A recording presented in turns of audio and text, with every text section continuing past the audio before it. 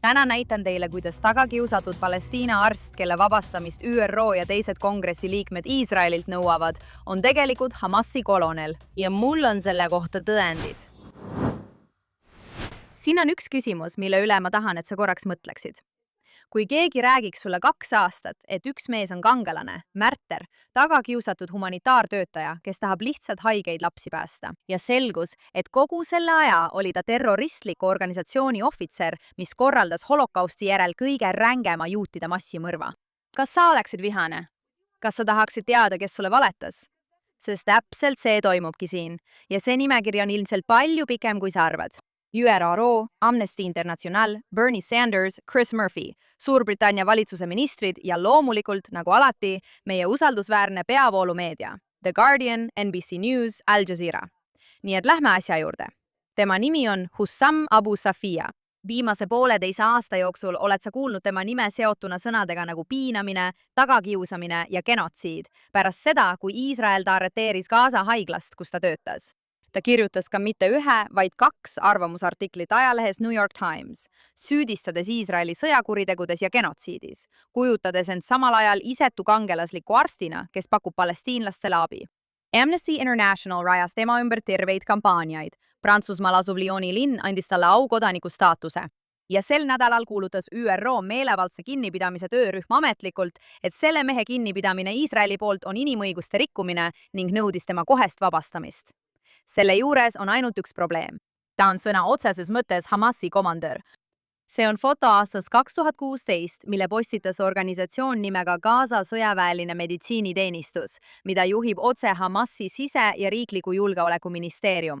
Fotol seisab Hussam Abu Safia, teda ümbritsevad kõrged Hamasi komandörid ja siin on kõige olulisem osa, seda ei väida mitte Iisrael. Gaza enda Hamasi juhitud meditsiiniteenistus on nimetanud teda oma araabiakeelsetes Facebooki postitustes koloneliks juba alates 2016 aastast.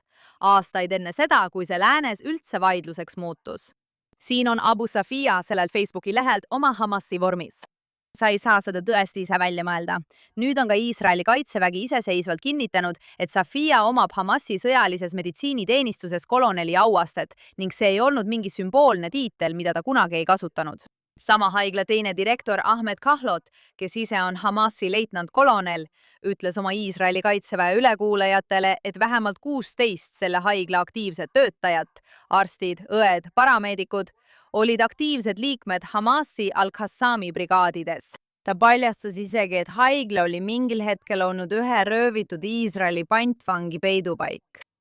Samal ajal, kui Iisraeli kaitsevägi tegi kompleksile haarangu, leidsid nad haiglast üle 240 Hamasi ja islami džihaadi võitleja, sealhulgas ka neid, kes osalesid 7. oktoobri veresaunas.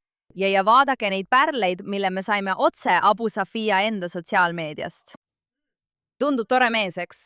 Kui küsida ÜRO või Amnesty Internationali käest, siis nende vastus oleks tõenäoliselt tõesti jaatav. Võib-olla peaks keegi neile näitama seda kaadrit, kus sõja ajal tabatud Hamasi võitleja tunnistab, kuidas Hamas seda haiglat kasutas. Vaadake ise.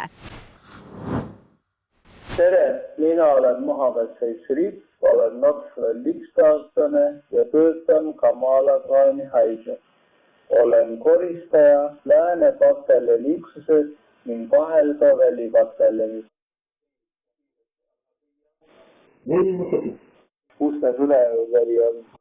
Ta on haigla vahel. Ehitab kus iganes ta ka pole, kus iganes ta oli. Seal on palju inimesi, kes on temaga iga päev ja otseselt koos.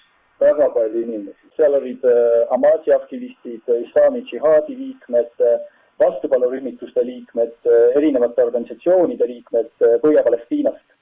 Miks sa neist räägid? Nad on juhid.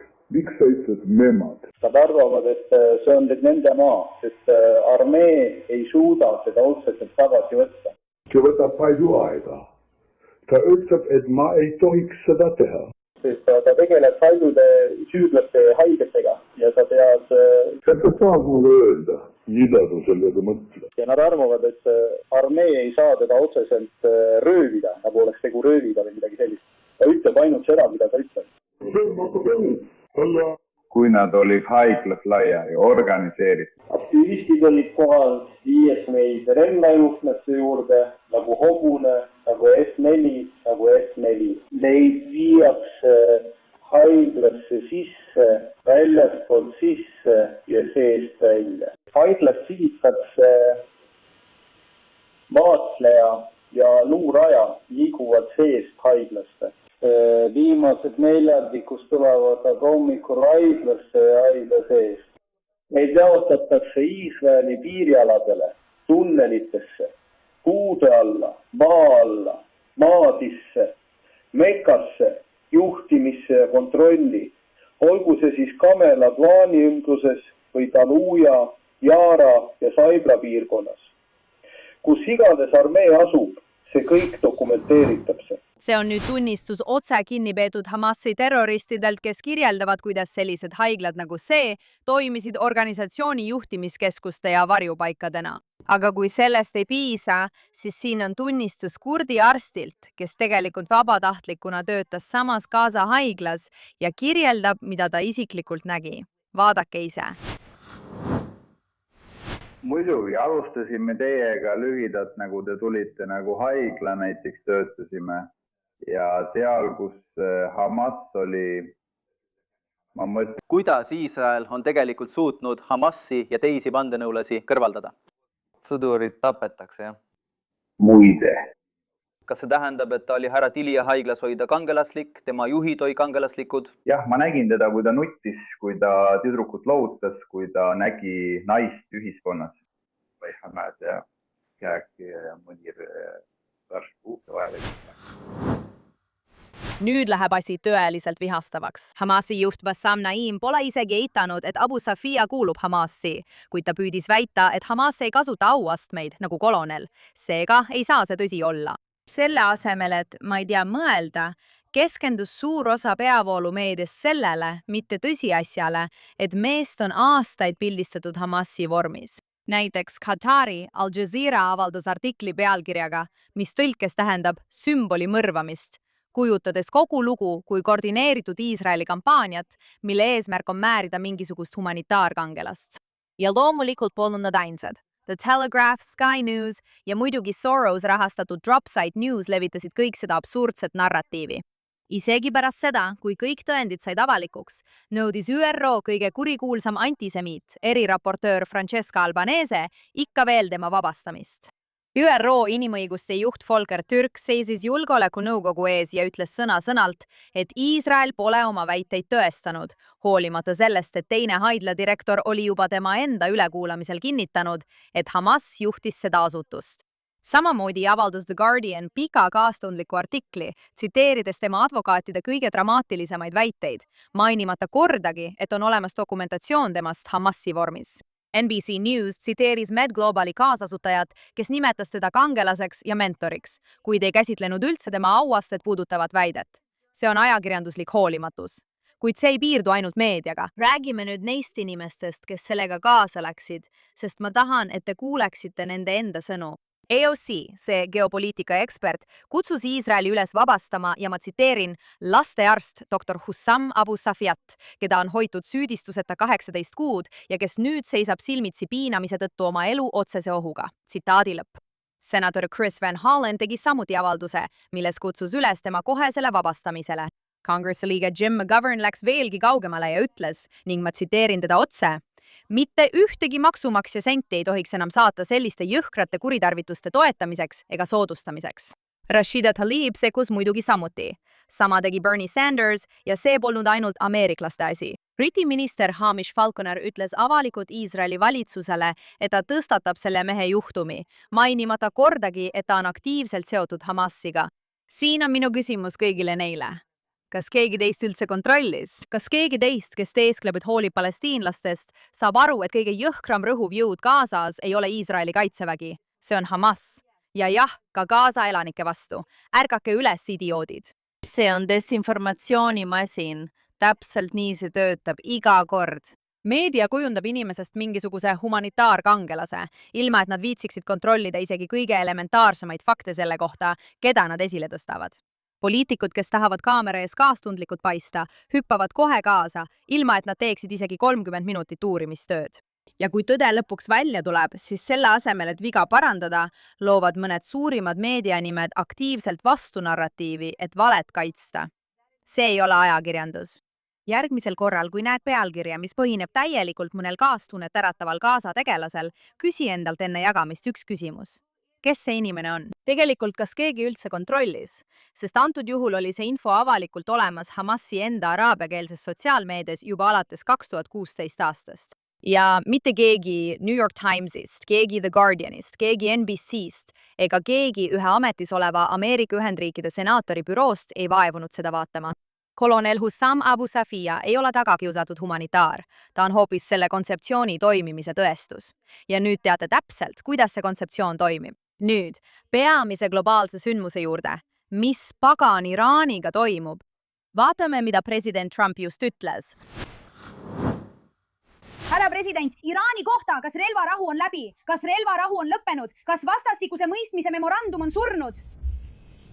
See on väga huvitav küsimus.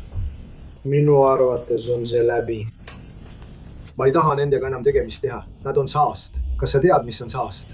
Nad on saast. Nad on haiged inimesed. Neid juhivad haiged inimesed. Ja nad on õelad, vägivaldsed inimesed. Ja kui neil oleks tuumarelv, nad kasutaksid seda. Minu arvates on sellega kõik. Ma räägin meie läbirääkijatega. Nendega tegelemine on lihtsalt aja raiskamine. Nad on valetajad. Me teeme kokkuleppe. Ja siis, kui ma teen temaga kokkuleppe, meil on kokkuleppe ja ta läheb välja, ta räägib, me teeme kokkuleppe, kõik on nõus, ei mingeid tuumarelvi. Me teeme kokkuleppe, nad lähevad välja, räägivad ajakirjandusega, nad ütlevad, et me ei rääkinudki sellest, nendega midagi valesti, nad on peas segi. Minu jaoks on see läbi. Kas see tähendab, et läbirääkimised Iraaniga ei jätku? Mind ei huvita, nad võivad rääkida. Aga ma arvan, et nad raiskavad oma aeda. Nad on kampvaletajaid. Ma mõtlen, ma ei taha öelda, eks me ju ütlesime, aga eks me ju ütlesime. Nii et relvarahu on läbi. MOU on muutunud aegunuks pärast umbes nädal aega kestnud vastastikust võitlust. Ja nüüd teatas Ameerika Ühendriikide president, et tal on 1000 raketti valmis ja suunatud Islamivabariigi poole. Miks? Põhiliselt sellepärast, et Islamivabariik ja kõik selle narrid ei lõpeta rääkimist tema tapmisest. Las ma seletan teile, mis just juhtus, sest kõik toimus väga kiiresti. Islamivabariik ründas taas kaubalaevu Hormuzi väinas. Ameerika Ühendriigid vastasid rünnakutega üle Lõuna-Iraani ja laiendasid neid. Ja siis, esimest korda pärast seda, kui Mujtaba Khamenei sai ülemjuhiks, murdis ta vaikuse. Mitte selleks, et midagi rahustada muidugi, vaid selleks, et lubada, et isa surma eest kättemaks peab kindlasti aset leidma ja et kättemaks on tema rahva tahe. Pole kindel, millisele rahvale ta viitab, arvestades, et inimesed tantsisid sõna otseses mõttes Iraani tänavatel, kui Ali Khamenei kõrvaldati. Aga igatahes, Trump vastas kohe Truth Socialis, öeldes, et kui režiim üritab teda mõrvata, hävitab USA selle riigi täielikult. Kuid hoolimata tema väitest, et relvarahu on läbi, väidab ta endiselt, et USA on valmis läbirääkimisi pidama. Teherani vastus? Nad ei tunnista isegi seda, et nad üldse läbirääkimisi palusid. Ja kui sa arvad, et kogu see jutt president Trumpi tapmisest on lihtsalt ühe vihase iraanlase mikrofoni ees räägitu, siis lubage mul tuua vaid mõned näited juba ainuüksi sellest nädalast. Mashhadis riputas üks hotell oma hoonele hiiglasliku plakati, millel oli selges inglise keeles kirjas "Me tapame Trumpi" ning sama sõnum oli selle all ka pärsia keeles. Vaid mõned päevad varem Teheranis kandsid leinajad režiimi toetajad, kellest enamik oli sunnitud osalema kas perekondlike sidemete tõttu režiimiga või olid nad selle eest tasustatud, täpselt sama plakatit "Me tapame Trumpi" läbi pealinna tänavate. Seejärel edastas režiimi riiklik propagandakanal selle kaadrid. Ja pärast seda, kui Khamenei maeti Mashhadi, hoidsid rahva hulgas naised käes samu plakateid kirjaga "Tapke Trump". Nüüd, kui leinajad skandeerisid, ja ma tõlgin seda otsematustelt, "Ma vannun ülemjuhi vere nimel, Trump, me tapame sind", see on otsene tsitaat. Ja enne seda kõike seisis matuse tseremooniameister Mohammad Razuli sadade tuhandete leinajate ees ja ütles valjuhääldist, et Trumpi tapmine on meie kohustus. Keegi, kes tappis Mara imami. Kes on meie vaenlane, kui mitte sinu tapja? Sellest hetkest avates on surirüü meie seljas. Vande anname vere nimel kuni su tapmiseni. See oli Sanlami režiimi kõrgeima juhi ametlikelt riiklikelt matustelt, mitte mingi sotsiaalmeedia postitus või midagi sellist. Nüüd selgus sel nädalal ka see, et Iisrael nurjas järjekordse IRGC vandenõu Ameerika presidendi mõrvamiseks. Pärast muidugi varasemaid katseid ja isegi katset tappa tema tütar Ivanka Trump. Selle nädala alguses, kui Trump viibis Türgis NATO tippkohtumisel, kutsus üks Iraani parlamendi liige isegi avalikult üles saatma ballistilisi rakette Türgisse, et teda tappa. Ma mõtlen, nad on täiesti kinnisideeks muutunud, hoolimata sellest, et neil pole mereväge ega õhujõude sellisteks tegudeks. Tegelikult on nad režiimina hämmastavalt nõrgad, hoolimata sellest, et nad püüavad näidata vastupidist. Ja siin on seos, mida peavoolumeedias keegi teie eest kokku ei pane.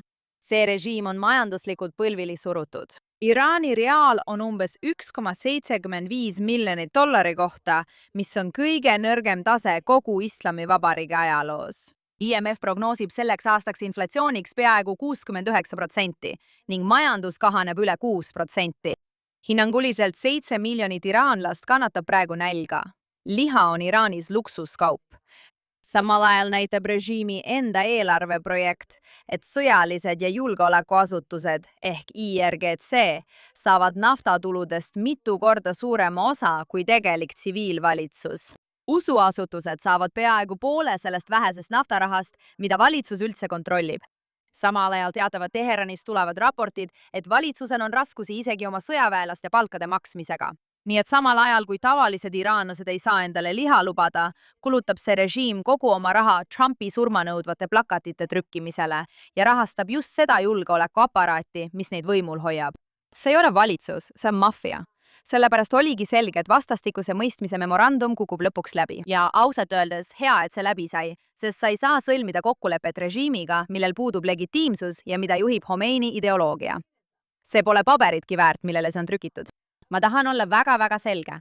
See ei ole lugu sellest, kuidas mõõdukad jäid äärmuslastele alla. Selles režiimis ei ole mõõdukaid. Tegelikult toimub hoopis see, et IRGC komandör Ahmad Vahidi, mees, keda Interpol on otsinud alates 2007. aastast, tema rolli eest 1994 aasta Argentiina juudi kogukonna keskuse pommirünnakus, milles hukkus 85 inimest.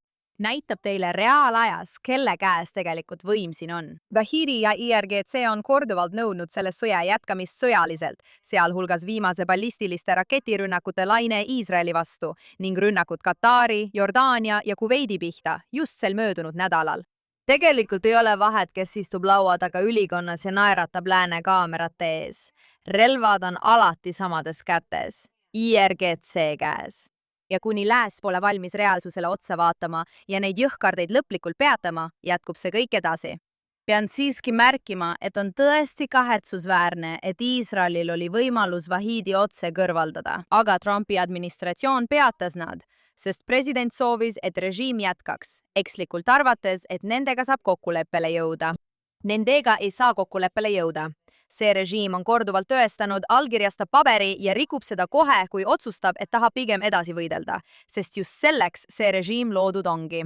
See tähendab, et iga sanktsioonide leevendamisega saadud dollar, iga naftabarrel, mis Hormuzi kaudu ajutise erandi alusel liigub, mille jumal tänatud, et sel nädalal tühistati. Need sammud ei osta rahu, need ostavad režiimile rohkem aega relvastumiseks ja rohkem raha, et IRGC-d üleval pidada, samal ajal kui tavalised iraanlased nälgivad. Siin on minu arvamus, mis peaks edasi juhtuma. Ühendriigid peaksid taas alustama rünnakuid lõunas ja kaugemalgi. Nad peaksid võtma ajutise kontrolli kõige vajaliku üle ning Hormuzi väin peaks jääma maksimaalse majandusliku surve ja USA kontrolli alla. Kui seda survet korralikult rakendada, võib see üksi selle režiimi kiiremini põlvili suruda, kui ükski rakett suudaks. Kõige tähtsam on aga see, et Washington peab Iisraelil tee vabaks tegema. Las Iisrael viib režiimi juhtkonna kõrvaldamise lõpule. Las nad sihivad Basii, neid sisejõude, kes peksavad meeleavaldajaid tänavatel iga kord, kui iraanlased on püüdnud üles tõusta.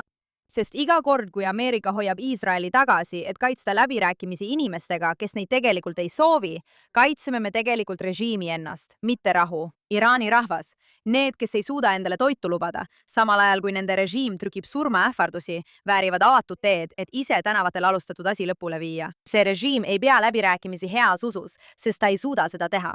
Need, kelle käes on tegelik võim, ei taha kokkulepet, nad tahavad ellu jääda. Ja ka kiireim viis selle sõja lõpetamiseks ei ole järjekordne vastastikuse mõistmise memorandum.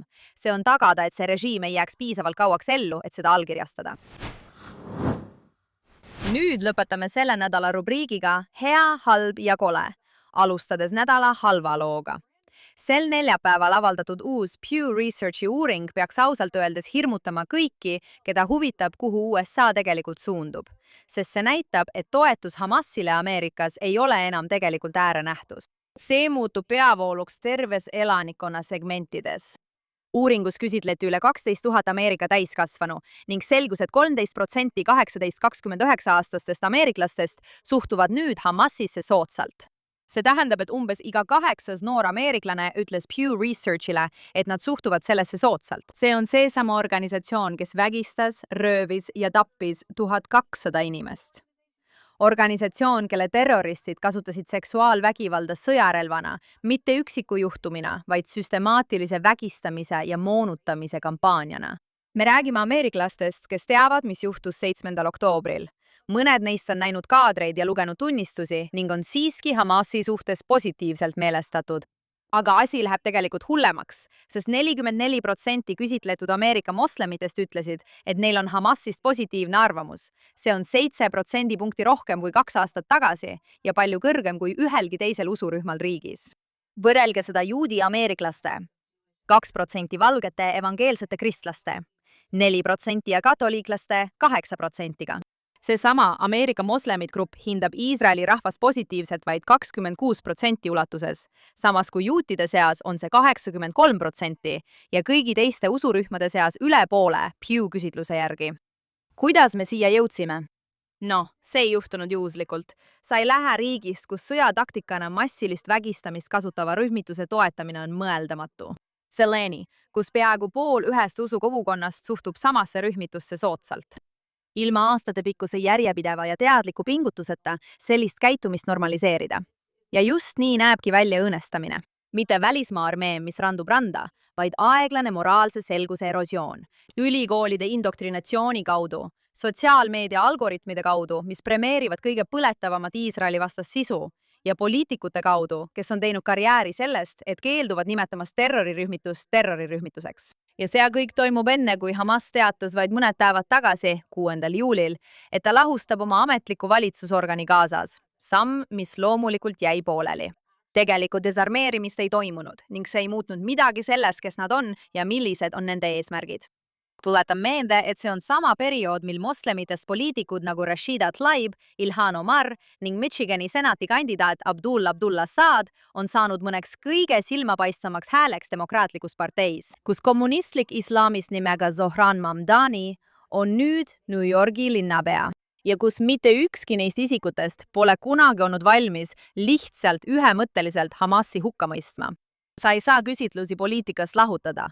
Üks tekitab teise. Ja kuni ameeriklased ei käsitle seda moraalse selguse kadumist kui tegelikku riikliku julgeoleku ohtu, lähevad need numbrid, ma kardan, ainult hullemaks. Ja nüüd meie selle nädala inetust loost, mis on ideaalne näide sellest, kes on tegelikult sallimatud režiimid selles piirkonnas. LGBT kruiisilaev nimega Scarlet Lady, mis vedas umbes 2000 reisijat 10-päevasel reisil Ateenasest Veneetsiasse, keelati samal nädalal kai äärde tulemast mitte ühes, vaid 2 riigis. Türgi keeldus esimesena. Kohalike võimude sõnul oli laev juba broneeritud gruppidele, kes ei vasta meie sotsiaalsele struktuurile ja moraalsetele väärtustele. Nad väitsid ka, et see külastus on tekitanud avalikkuses märkimisväärset muret. Laeva rentinud ettevõte Atlantis Events oli 25 aasta jooksul sõitnud Türki 13 korda ilma ühegi probleemita. Isegi USA saatkond püüdis keeldu vaidlustada ja aidata. See ei õnnestunud. Ettevõtte enda tegevjuht ütles, et Türgi ametnikud ütlesid talle otse, et põhjuseks oli lihtsalt see, et tegemist oli gei inimestega. Seetõttu otsustas laev selle asemel peatuda Aleksandrias, Egiptuses. Ja mõne päeva pärast tegi Egiptus loomulikult täpselt sama, keelates sisenemise, seekord ilma igasuguse ametliku selgituseta. The Guardiani andmetel said reisijad koidu ajal oma kajutiukse alt leitud märkme kaudu teada, et neid saadetakse taas minema. Vaadake, mida üks osalejatest ütles. Olgu, kruiisi uuendus. Nii, ma olen sellel gei-kruiisil, millele Türgi keeldus sisenemist lubamast. ja see on nagu, mis siis, keda huvitab. Kui tahad head juukse siirdamist, mine Lõuna-Koreasse. Nii et me muudame suunda. Nüüd läheme hoopis Egiptusesse. Hämmastav, milline tasemehüpe. Ma pole kunagi Egiptuses käinud. Broneerisin ekskursiooni püramiide vaatama. Ärkan täna hommikul üles. Ka Egiptuse vetesse keelati sisenemine. Ei, siin ei öelda otseselt, et see on sellepärast, et me oleme geid, aga see on sellepärast, et me oleme geid. Ja ma arvan, et see lihtsalt hämmastab mind, sest ma olen sellel imelisel laeval, tervitused Virginile, uskumatule kruiisifirmale, koos 1900 imelise mehega. Ma töötan Atlantise heaks, parim geikruiisifirma, mida sa kunagi leiad. Ja nii Virgin kui ka Atlantis hoolitsevad selle eest, et meil oleks suurepärane aeg ja saabki olema. See ongi kogu gei kogemus, lõbutsemine ka raskuste kiuste.